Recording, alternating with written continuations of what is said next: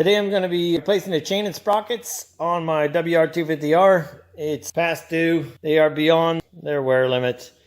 The best thing to do is replace chain and sprockets as a set, because what wears the sprockets out is your chain. So your chain is wearing and stretching. You're wearing your sprockets into that chain.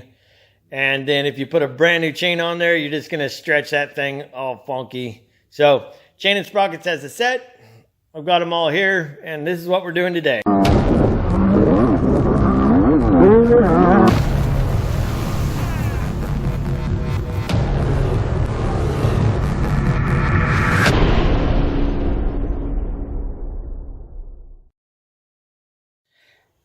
If you're wondering how you tell whether your chain is stretched or not, you go to the back of the rear sprocket and you pull the chain out.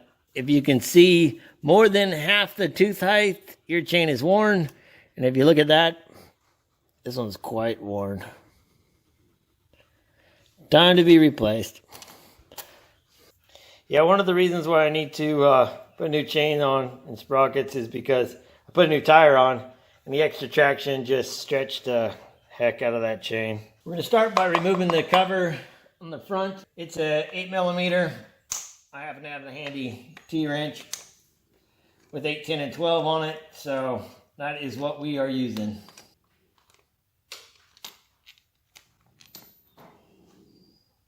When you have this off, clean any of the crud and grease out of the inside.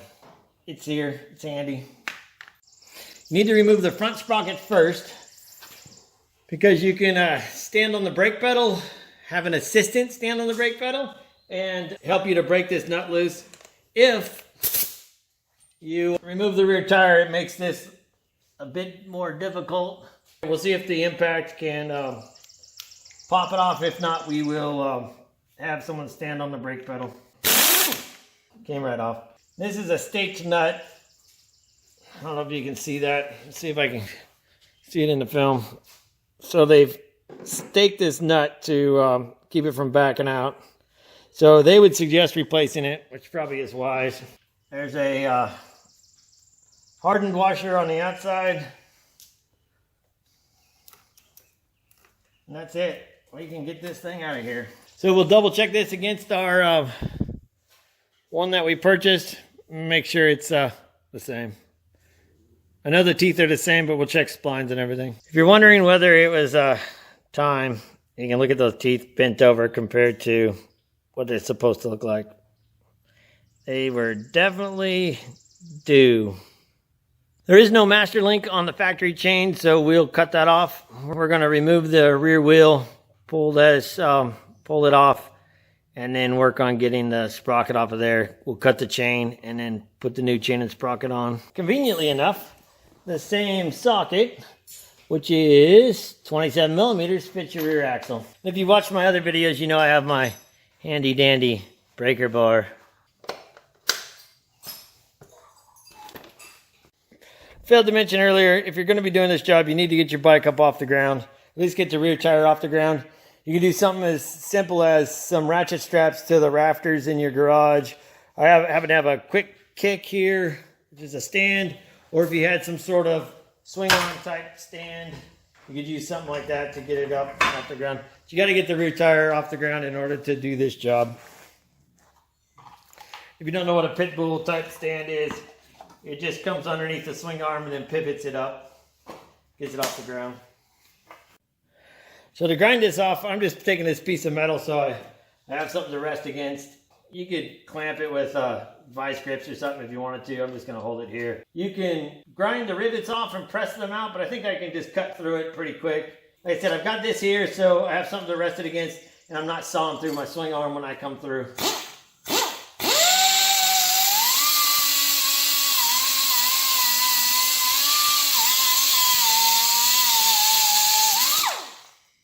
It's that easy. This would also be a good time to change your chain buffer. The little swing arm protector. It's the plastic piece that the chain rides on the top of. I didn't think about it until right now. And again, this would be the time to do that. Mine's worn pretty good. It is this piece here. I'll just order it and then go through the hassle of getting it off of there. I can't tell if it wraps around the front or not.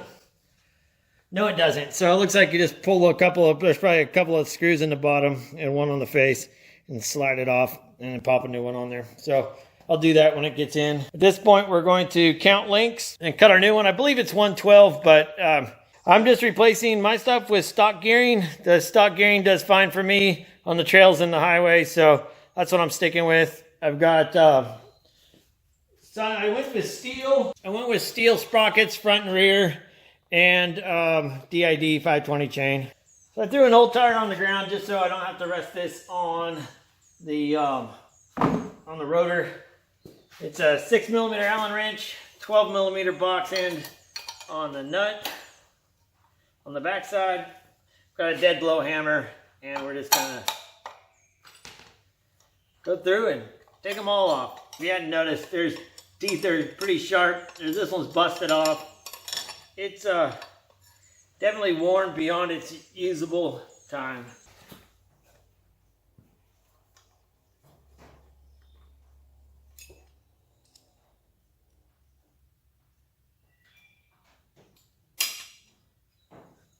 So make sure you wipe off the mating face. Be careful because all this stuff is sharp. You will cut your fingers on it.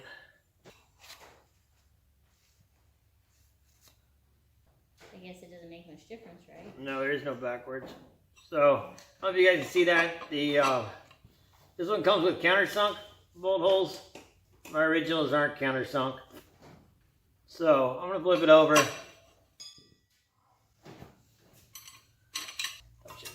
Make sure I got it. Not sure. I think I did. Yep. Done. Hopefully. Well, that looked easy. Just gotta cut my chain. Putting the front sprocket on. Make sure that the spacer is there.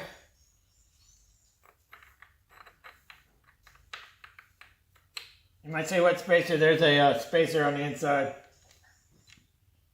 Make sure you got your spacer on the outside. Then I'm gonna hit it with the impact. It is in neutral, so I'm not gonna be spinning the motor backwards. Or I'm gonna loosen it up with the impact because I don't have it in the right direction. So make sure you set your impact in the right direction. Away you go.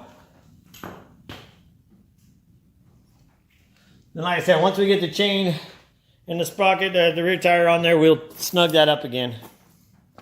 So it's about 80 degrees and 75% humidity, something like that. And I'm sitting here complaining that it's really warm, and my wife says, oh, I like it. It's fine. But you know what she's doing? Sitting in a chair, drinking beer. Playing a game. And playing a game on her phone. It's not hot. Not at all. Not hot. So got the rear tire back on. It's there. It's not tightened down. It's snugged up by finger tight, so I can move it back and forth. Counting links on my chain, I counted all the outsides, and I came up with 54. So it looks like 108 is my chain length. I will double check that. So I did a quick search on Bike Bandit, and it appears that the chain is 108 links for the stock size sprockets. What I need is 108 links. So you want to count your links, and then count your links again, and then count them one more time. So we've got an inner on this side. We need an outer on this side. In this case, you do want to grind off the rivet on the outside, and then we'll press that out.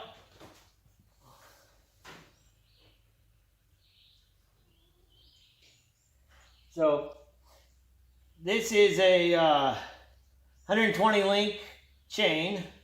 I'm taking, oh man, so I gotta have my master link here, so I'm taking it off here, and then my master link will go on. I was gonna cut it there, but I need to cut it here. My master link will go on and make my 108 link, and the master link is an outside link. So your master link is an outside link, so you have to count that for your thing. So count it, double count it. You need 2 inners on the ends. We will press that out. Now, if you have a riveted chain, then you would press, I don't know what you run. I never run a riveted chain. I always do master links. To hell with riveted chains. I happen to have this chain toolkit. It is way overpriced, but I think it'll run a few different size chains. If you get one that's just for a 520 chain, it is way cheaper. This is all they had at my local Cycle Gear. Yes, Cycle Gear. You guys need to sponsor me. We'll grind it, press it out, and we'll put it back together.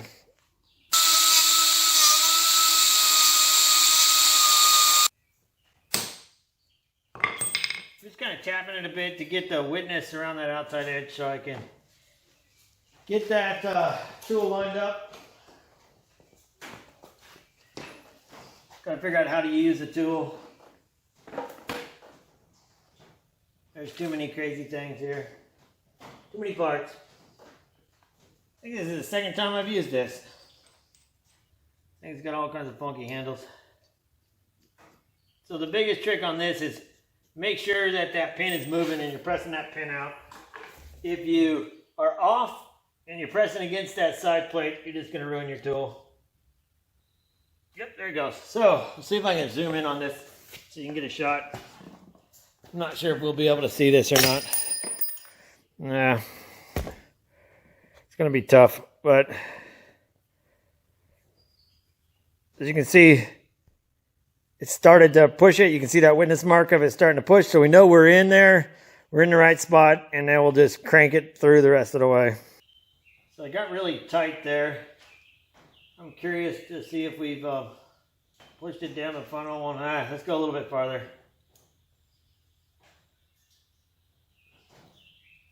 A little bit more. Yep, that was it. There, so we press that pin out.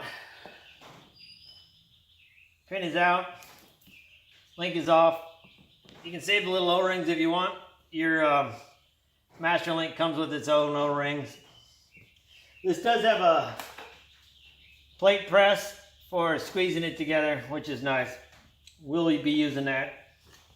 So I always take my new chain and throw it out behind your bike, get it on the sprocket, and start pulling it in. Try not to cut your fingers off.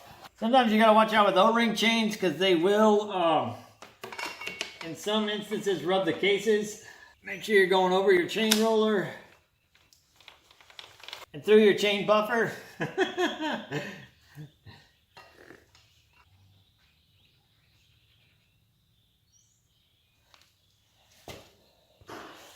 And if you're curious how much that old chain was stretched, it looks like it was stretched, you know, a link and a half. 2 links, something like that. That is quite a bit of stretch on that old chain. That's why those sprocket teeth look like they did. Loosen up my adjusters, pull them in, get my axle up there so I can get that master link on. Just need to back these adjusters off far enough that you can get in there. We're not worried about them being even at this moment. We got that lined up so it's 1 tooth apart. And we can slide our master link in. Back in the day before all the fancy tools, we used to just use vice grips to squeeze our master link together. That was back when the O-ring chains first came out. So they give you some grease. I'm just going to slather more than enough grease on there.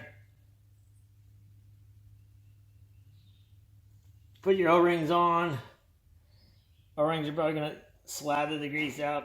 Smear grease on everything.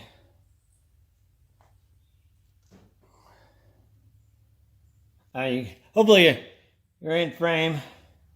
So we're putting our O-rings on. We're slathering some grease on. This side can go through. So we got an O-ring on each post. The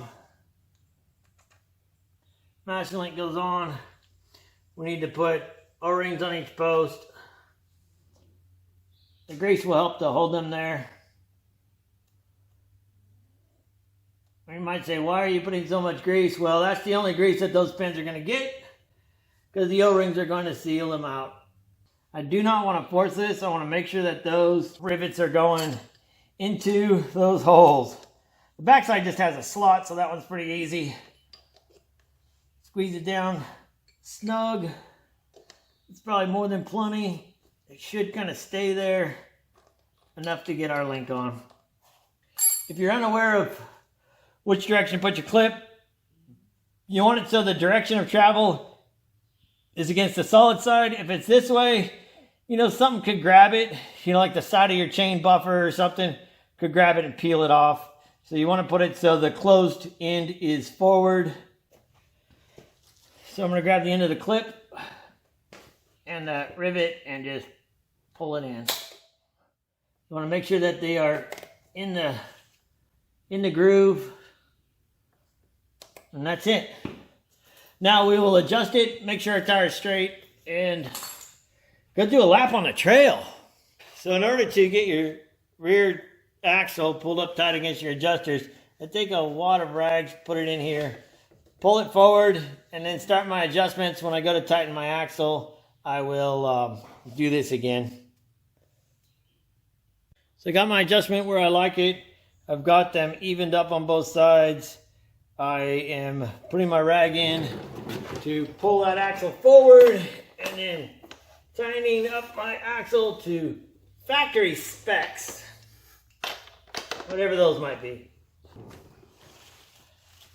And double check it. Good enough. Hopefully you can see that.